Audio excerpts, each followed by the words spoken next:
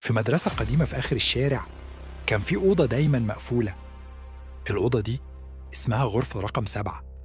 محدش من الطلبة كان يعرف إيه اللي جواها، وكل ما حد يسأل المدرسين يقولوا الغرفة دي فيها حاجات قديمة وممنوع حد يدخل، للسلامة بس.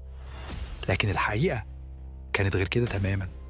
بداية اللغز في يوم الطالب يوسف لاحظ إن الباب بتاع الغرفة بيتهز لوحده، مش هوا، مش ناس، زي حد واقف ورا الباب وبيضرب عليه بإيده خفيف خفيف. يوسف قال لنفسه مستحيل تكون فاضية، في حاجة ورا الباب. وتاني يوم لقى ورقة صغيرة تحت باب الغرفة مكتوب عليها لو سمحت افتح. يوسف اتوتر لكنه أخد الورقة وحطها في جيبه ومحدش شافه.